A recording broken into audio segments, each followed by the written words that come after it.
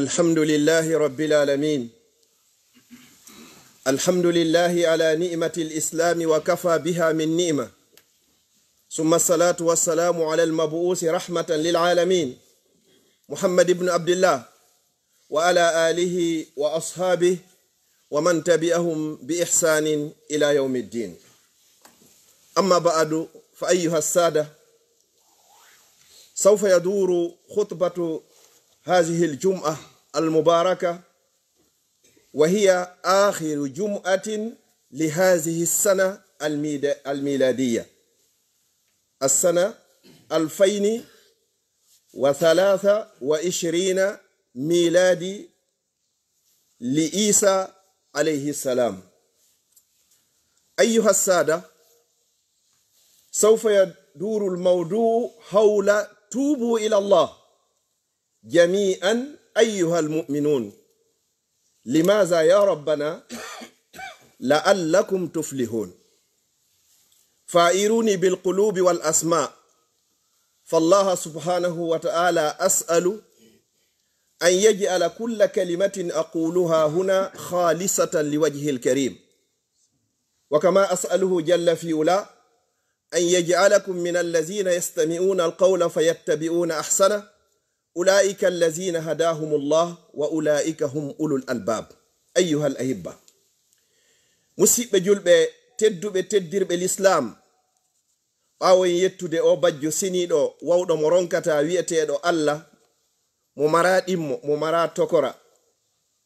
ونندا هاي إغوتو ليس كمثله شيء.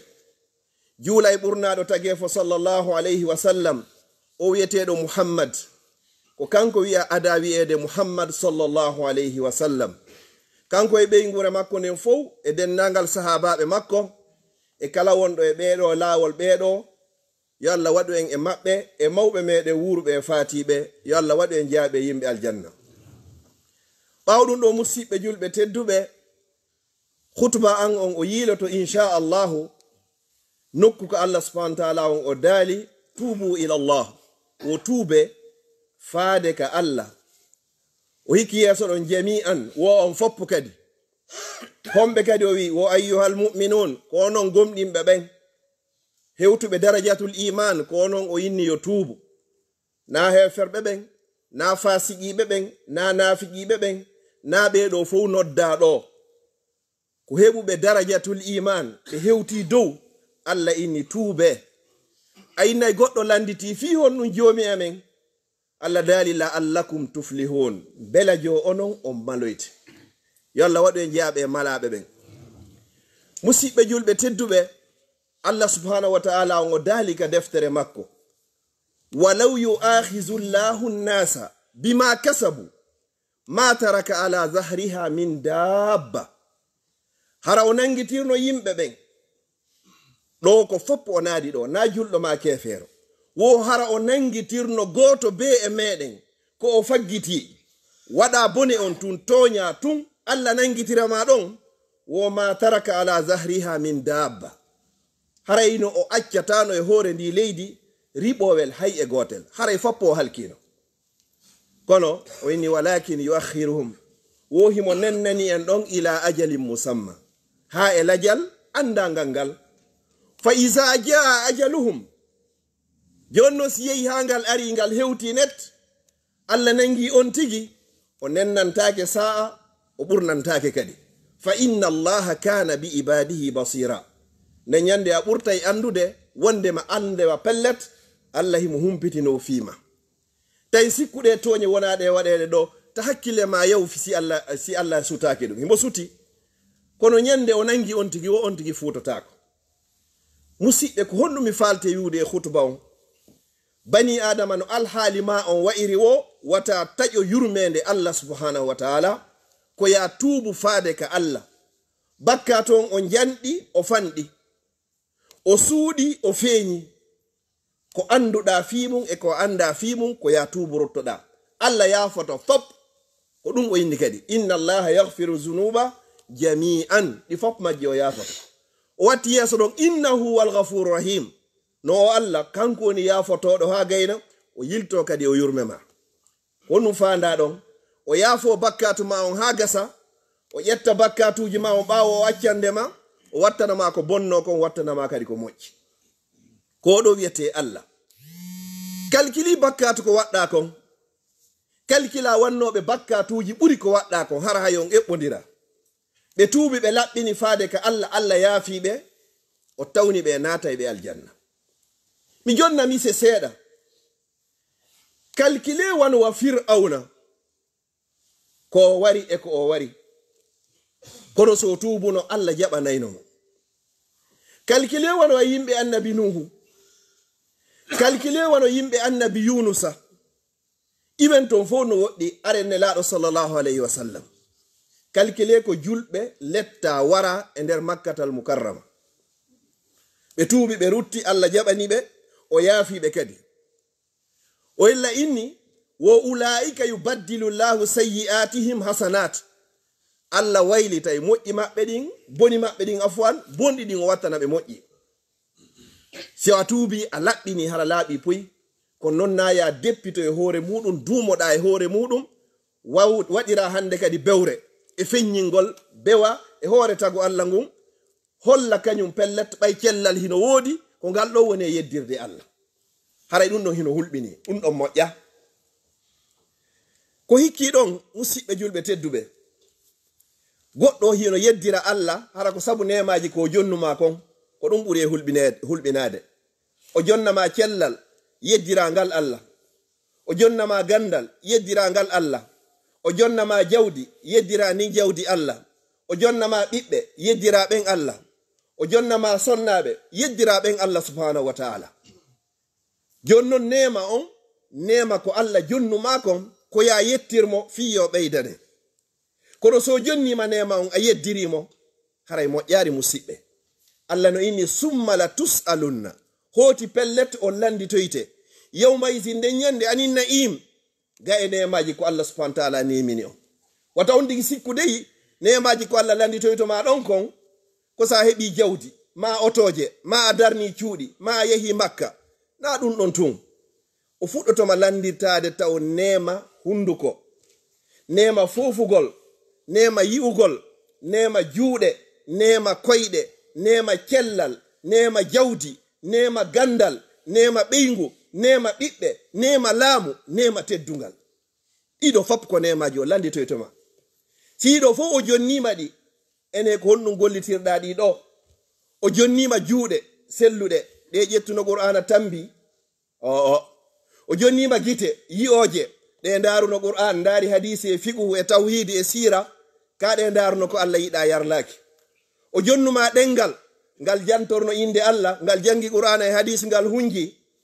o jannuma nema nanugol ko honɗum ɗi noppi wonno ko jentorano o jonnuma nema cellal ko honto waɗɗa ngal cellal ma ɗo o jonnuma nema suka yagal suka ene ko honto yeɓuɗa suka yagal ngal o moɓidiri ɗiɗo foppe e hadisi goto Allah sallam maki lan tazula qadama abdin yawmal qiyama hatta yus'ala an arba wo teppere goto e meɗen buuzoytande sottoytande dilloyta nde tawta nde hatuma landaɗa fipiji nayyi an umrihi Allah landatoma fi gurdam maɗa fop a wuri capantati capannayi capanɗe joyi capanɗe jeego ko honto ɗiɗo fof woni ko feƴƴi ɗum no waɗe côté jaaboɗa ko an andi ko honto feƴƴini ɗum ɗon si tawi koye puydal istayi hara joni koye hoore dewal Allah Allah inino wa ma khalaqtul jinna wal insa illa liyabudun objectif addugol en hoore o aduna ko fiye rewmo waɗo andirɗen noon koye wirɗen ka meɗen lagine arɗen ɗo ko fi ɗaɓɓere yo Allah okkor kala mo jogaki o landoytoma wa an shababihi o landoma kadi fi cuka yagal magal fewndo wonɗa sagata moyde 40 ans fop ko a sagata e nder ɗum ɗon fop on période ɗon ko honɗum waɗanɗa diina Allah kan ko honɗum waɗanɗa julɓe ɓen ko honɗum waɗuɗa ko accata ko honɗum jama on mandi to rayma ka an a hunde a fuutare e hoore wadna haray ko honɗum addunuma e hoore wadna a suka ari ɗo hay e hunde na qiyamul layli hewtoto ɓe hattoma na hunjagol hadisi ɓe hatto rayma na jaɓugol hay nelal woni ko ɓe hatto rayma na wallitago hay golle ga jami'u ɓe hatto rayma hay e hunde fuu fala fuu hay e hunde tawata ala ko wullirteɗa ɓe makayle ko nafa kan woni ko wullete an sagata on ko honɗum sa ƴetti an sagata on andi fi Mus'ab bun Umayr paykunkum 14 woni premier ambassadeur de l'islam fi makko wowlete ila yawmil qiyama pay ko ngun duuɓi 14 tawata ɓurɗo moƴƴude e tagefa gon Nelaɗo sallallahu alaihi wasallam ko on imminta yo yaw représente yaɓe hakkunde leydi e leydi an kadi sagata fewndo fewdiɗo fewnɗo an kadi ko honɗum waɗuɗa fewndo ɗo aton nage o landoyama ɗum ɗon si ɗum ɗon feƴƴi o ɓannama an kadi an karamo kojo wa an ilmihi masa amila bi gandal magal ko Allah jonnunoma kon ɓay gandal ko Allah okkoto Allah no okka aduna neɗɗo mo yiɗi e mo yiɗa kono o okkata diina l'islam sina neɗɗo mo yiɗi kala mo okki ɗum noon haray o yiɗimo yo Allah waɗu en e maɓɓe joni noon o okkorima gandal hunjagol qur'an hunjagol hadis andugol masala figu wawgol yewtere o lan jonnoma ɗum ɗo fof o landitoytoma ko honno waɗirnoɗa ko janginoɗa ko fi yamante ko hunjoroɗa qur'an ko fi yo inne hiɗa weli dande ko aranoɗa e julniɗa ko fi geɓal summa la tus'alunna yawmaizin anin na'im Allah landitoytoma nden ñande an kadi an karamo kojo on ko honno gollitiroɗa ngal gandal ka a suuɗuno ngal saliɗa feññinde kala mo Allah okkori gandal o suuɗi ngal Allah waɗoyi e kolomboje yiite jahannama ko ɗum woni ko o lettiroyte sa heɓi gandal ko ya sakitu ko ɗum ɓuri moƴƴude wonanama sadaqatun jariya sakitira kadi hara ko li wajhillah musidɓe julɓe tedduɓe no tawa e tatoɓe huɓɓitiroyteɓe yiite nge yawmal qiyama karamo kojo on gando on jangunoɗo qur'ana on hara o jangirano li wajhillah Allah landoytomo a jangino qur'ana o hokkima wode yewtere hunjagol qur'an welugol dande fof no yiɗi juulugol ɓawo ma ene ko fiyon ɗum jangirnoɗa o inna mi jangirno fi Allah inna kazabta a fenay malaikaɓe inna kazabta a fenay ko jangirnoɗa ko fiyo inde ma wowle ko wajoroɗa ko fiya mante faqadi qila ɗum wolanoma ko aduna ga yahu ka ɓemɓe yinoto ɗon ay muɗum si tawi ɓe mari joddi ɓe joɓɓa amaraga joddi summa umira bihi Allah yamira malaikaɓen o nange o kolbe o jolke o bugoye ka nder yite jahannama fi honno nafi Allah woni ko waɗira ɗo Allah landoma kadi wa an mali an patoron on mo Allah on jonni jawdi min ayna iktasaba wa fima anfaqa ko honto jawdi ndin heɓi ɗon a wowlira e mbuɗu ko honto jawdi ndin fopp heɓi nden ñande a yelotono hara heɓari sina ennero a yelotono nden ñande hara heɓari hay ennero par ce que wonɗo may landade on himo humpiti fima ɓurima ɗum ko Allah subhanahu wa ta'ala wa in minkum illa sayukallimuhu rabbu ala hay goto e moɗon sina o yewtido e joom makko yawmal qiyama walaysa baynahu wa baynahu turjuman nden ñande hara interprète ala hay e goto nantinowo ko Allah tagi haalaji ɗin fop kala ka nanta ko kanko woni ko taguma o landoma jawdi ndin fof siko milliard siko 10 000 siko 20 000 siko 50 heɓunoɗa ɗin fop wa an malihi min ayna iktasaba ɗon neɓoton ha ande ɗo fof regili si ɗum non feƴƴi gasari wa fima anfaqa jawdi heɓi ndi ngal fop ko honto ndi yaari koye hoore honɗum dépense ɗandi Allah no woma jondude jawdi heɓira no dagiri no dagori dépense yo andi ka harmi ma heɓa ka harmi dépense ya ka dagi ɗum a yeytoy to Allah ko honno woni ko heɓori haray ko menen enen ga wawi ɗaynidirde wawugol janfodira hakkudeji meɗen ga amma rabbul ibadu on goto wawatamo janfade la yakhfa alayhi shay'un hay hunde ala ko wirnani Allah fil ardi wala fis sama wona ka leydi ga wona ka kammu wa huwa as-sami'ul basir kanko ni nanowo yi'owo anduɗo ado amijade musidɓe julɓe tedduɓe nden ñande jawdi haray hino mettituma sa heɓi ɗo jawdi tawi ko be waɗa contranti mbuɗu wallahi nden ñande a mapanto hoorema Nelaɗo sallallahu alayhi wa sallam ñande go ɓe noddino sahabaɓen tawi ɓe faalaɓe hollugol ko wiyete ko honno dargal feƴƴiroyta ɓe ñumo be yaw ƴetta kala bagage miranji ko jogi fab tawa yaɓe ka hollande woɓɓe ka fuɗɗino paakugol bimbi ɓe paaka ɓe naɓa ɓe artira kamɓe ɓe nguuli ɗin e ɓiɓɓe ɓen mo be rondo naɓa ha alansara heewi woɓɓe gaynari adude naɓa wodi sahabaji goto ɓeni ko Abdullah ibn Mas'ud o yehi o ƴetti catalum makko kun e miram hum makko kun e tapi hun ka o juulata ɗon o waalo o tawoy Nelaɗo o yiɗi yewadda bagage o Nelaɗo ni o mara hay si hunde sina ɗum ɗo ɓurna ɗon sallallahu alaihi wasallam maki wo ko ni kadi dargal ngal kadi kono bagage ma on ɗuɗori wo tongoroyɗa kadi lakara en fop hiɗen andi ñande be hiɗen voyage ude sa yehi ka airport ɗo joni hara ko bagage amen tu woni ko jogiɗa a besonaki hay hunde a pesantaki te ɓe yano yato peesa ɗuytu ɓeydu haray an a feƴƴoyi sa yehi ɗon hiɗa jogui ɗo excédé bagage hiɗa huuli goɗɗum wata yiye ɗum ɗo feƴƴe ma feƴƴata hara ɓernde ma fu no daƴa ɗolle no gasa wawa suudde goɗɗum hara ɓe yiyari masinji ɗi yiyari ene musidɓe julɓe tedduɓe goɗɗo men wawi suuɗade Allah wallahi a wata suuɗade Allah jon noon nde ñande a yettomo jawdi mani fof ko honto ndi heɓi ko honto kadi woni koni dépensa toriki Allah subhanahu wa ta'ala yo Allah okken timmode moƴƴere musidɓe julɓe tedduɓe nde hitande ɗo 2023 nde jumare nde wonɗen ɗo ko nde ɗo woni sakkitinde e nder 2023 min wo an wo goto be e meɗen hitande ɗuytike e nder gurdam ma hitande timmude ko Allah windannoma a wuuray kon hitande ɗuytike fi kala enen ko contraire o wonɗe yahude goɗɗo waɗa anniversaire welto mi heɓi 23 ans mi heɓi 40 ans mi heɓi 13 ans mi heɓi 20 ans duuɓi maɗin ɗi ɓeydaki ɗi ɗuyti ñande be ñande si weeti a ɓaɗoto woni laakara wo'itoɗa aduna ene ko ya jalu non organisa yedda Allah fi ɗuuɓi ma no ɗuyti ka ko ya fesu toroɗa Allah ene nde hitande ɗuytinde ɗo e duuɓi an koye hoore honɗum woni ko ɗuyti ene nde yadanilan e ko moƴƴi ka ko boni nde woni ko yadanilan ko ɗum hanuma mapinde na organise goɗɗo cérémonie fendani ɗum na haajuma an julɗo na feetu ma ni 24 et 31 na golle ma an a julɗo ta ñembintimɓe wona julɓe ɓen nelaɗo sallallahu alaihi wasallam ɓe maaki man tashabbaha bi qaumin kala goto wo e moɗon nannintiniɗo e yimɓe fa huwa minhum wara a jiyama e maɓɓe a jiyama e maɓɓe iidi donki no waali iidi suuma yehi no waali ko ɗiɗo juma hino waali si tawi en haɓay tammere ko siko juma sina ɗum ko iidani woni ko jogi ɗen iidi suuma e iidi donki amma fendane wona fi meɗen 24 wona fi meɗen ɗum woɗi ko hanɗa mapade hitande yehi fi kala ko ɗo wonɗen e kontirde hitande ɗuytike e balɗe anɗen ene joomi an ko honɗum feƴƴe nde ɗo o hande ni hiɗo ɗo dernier jumarne le 29 décembre 2023 buy en juuli duno jumare sakkitinde nden e 2022 hande wallahi ɓe ala ɗo hanki ni en hiwrodiri fi woɓɓe hande kadi en hiwrodira e fi woɓɓe jango kadi en hiwrodira e fi woɓɓe no gasa mimma an ɗo hawi e 31 décembre a anda mi anda ko hombo e meɗen yo Allah poɗu balɗe ɗe moƴƴina battane ɗe yawi neeɓi yo Allah yaafo e so ƴettitaen joni noon ko honɗum hanɗa weltade ɗo ƴetta jawdi ko Allah o korma organisa fiyo Allah yedde ƴetta cellal ngal Allah jonnuma organisa fiyo Allah yedde ƴetta jillidira hakkunde ko hanano jillugol worɓe rewɓe invita fop ƴetta kadi ko ɓuri hulɓinade kon fop lansa ɗum ɗo kadi ka réseau sociaux ko Allah ɓuri annude e boneji ɗin kadi fop ko yeddugol mo ha gayna yilto feññina bone on kadi Allah surrama ha gasa tawata ko surruma ko yonarima weta bi mbiyetoɗa tagi e fo gon fof hanki mi wanno bone Allah surrilan kono min mi falaka surrade ndaare bone mo mi waɗi on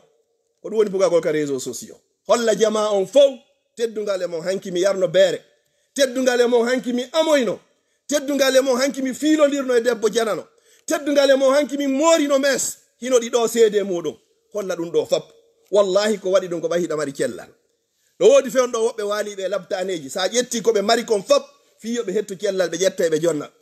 no woodi wonɓe fewn ɗo e kasoji sa inni yoɓe jonne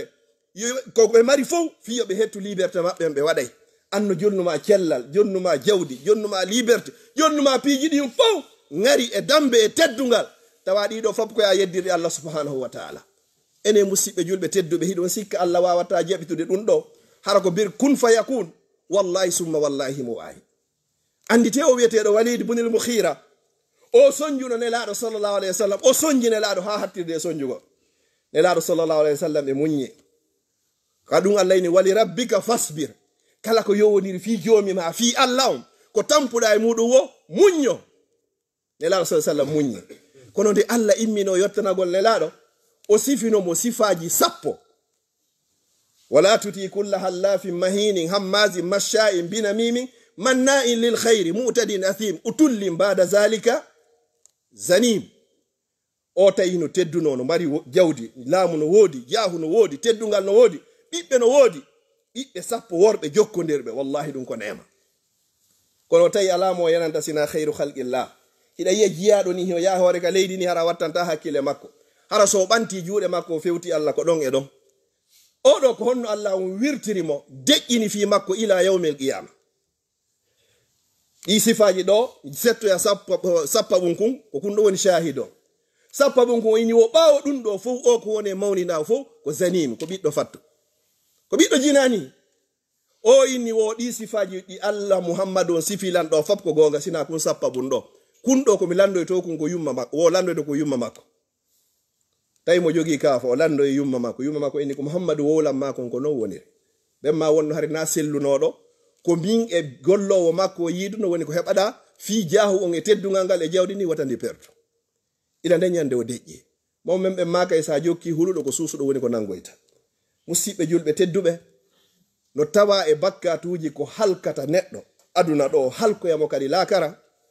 ɗaɓɓitugol ayyiɓe goɗɗo fi feññingol wirtama mi toriki allah yo allah dande wirtere adna e lakara aqulu qawli hadha wa astaghfirullah li wa lakum fastaghfiruhu innahu huwal ghafurur rahim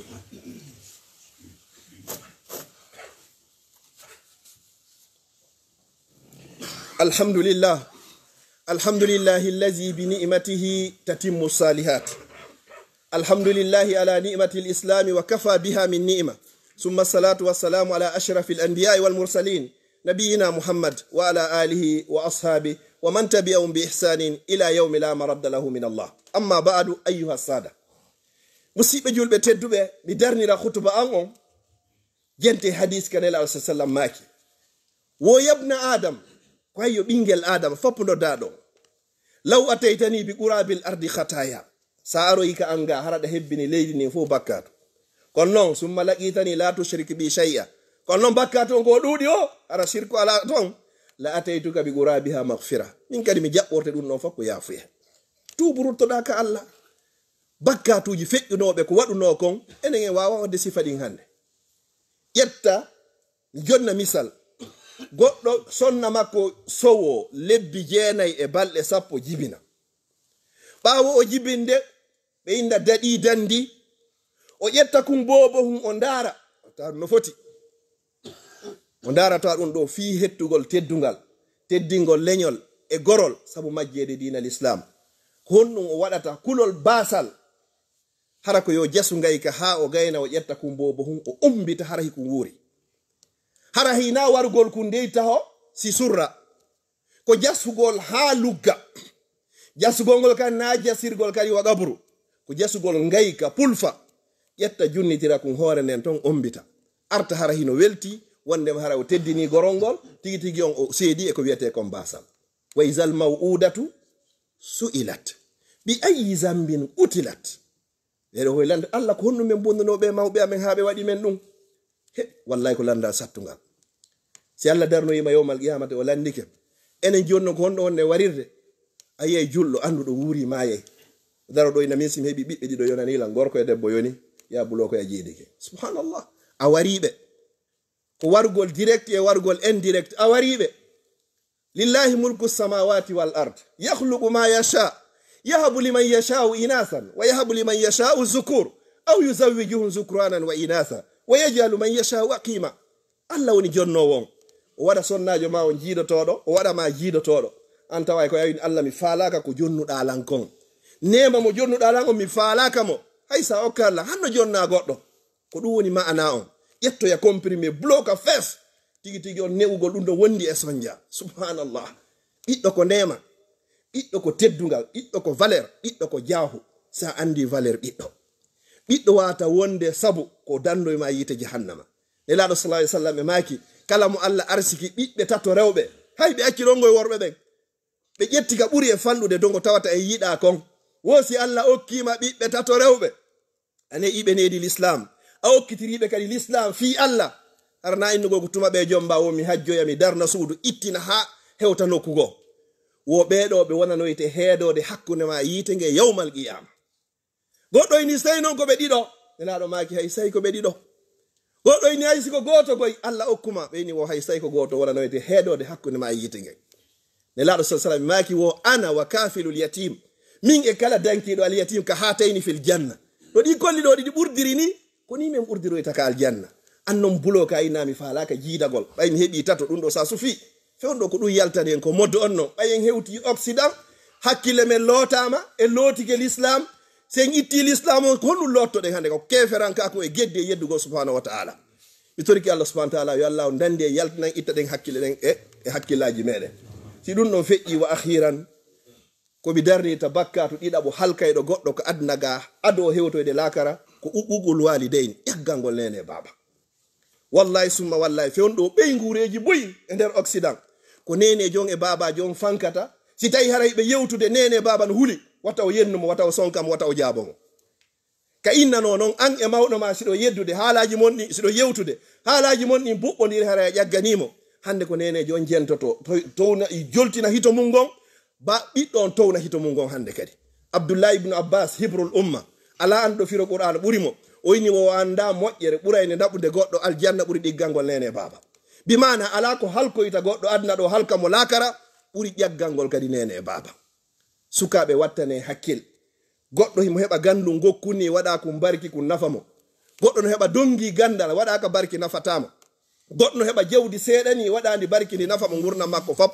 goɗɗo heɓa dongi hara hunde nafatamo